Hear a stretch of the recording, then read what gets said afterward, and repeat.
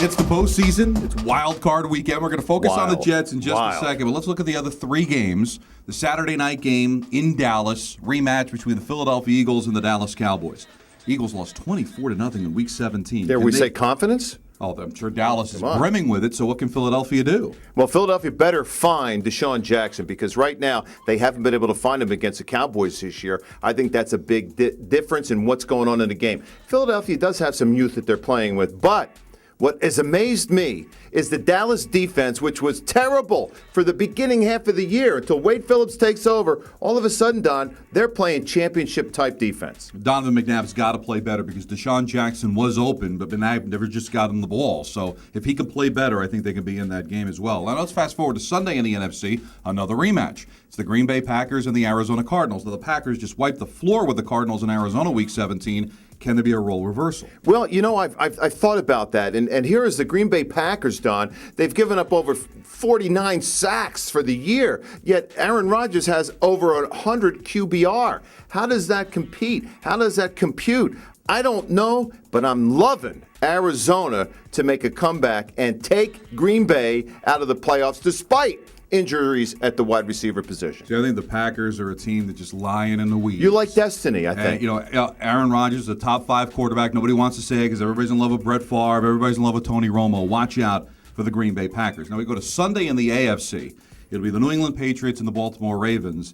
And the Ravens have been there, done that. They went to the championship game last year. But what can New England do without Wes Welker? Well, I think that Edelman, who's going to replace Welker, is going to do just fine. We've seen him play against the Jets this year, and he did a good job. Listen, Welker wasn't the touchdown guy there. That's Randy Moss. And so the issue comes down to what was Welker? He helped run the ball through Brady passing to him. Edelman will do the same thing. The question will be, will the Ravens spot the Patriots another 10 points like they did in the first game? They're down 24-14. You can't give the greatest team in NFL history that plays from the lead, you can't do it, Don.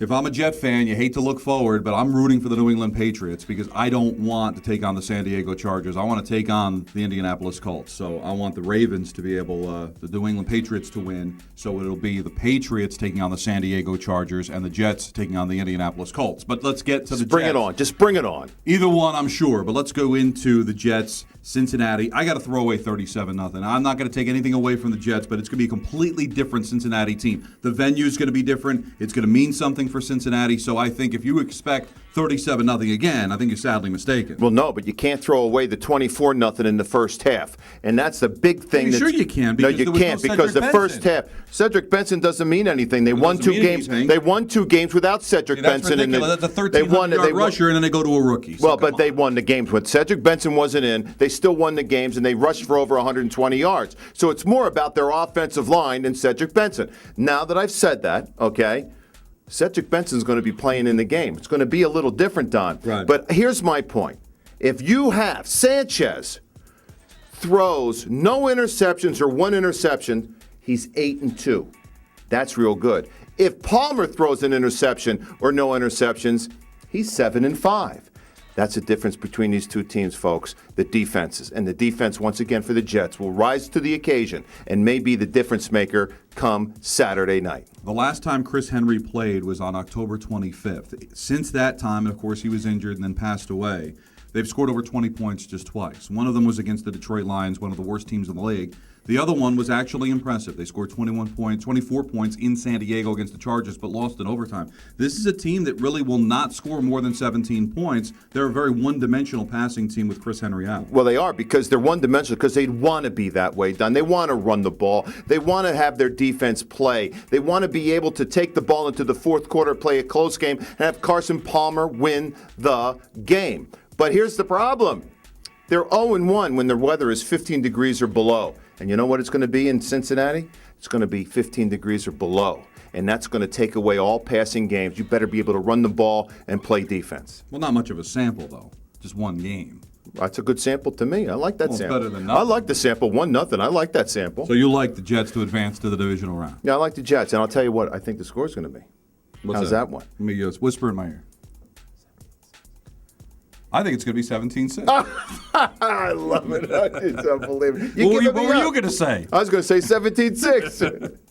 So it could be a very, very good weekend for the Jets. Should be great. Wild card weekend is always a lot Right. of fun, and then we can really do it next week in the divisional round when you bring in those 1 seeds, and then it really gets interesting. But it should be a lot. You know, of fun. there's only one seed that's won the Super Bowl in this decade. Did you know that? No, that's great. New England Patriots. Only one seed won the Super Bowl. New England Patriots. Will it be 2? Will it be an underdog? Will the Jets do what the Giants did in 2007? Sounds like the underdogs are better It begins this weekend, today. tomorrow, All right, this depending weekend. on when you're watching. Yeah.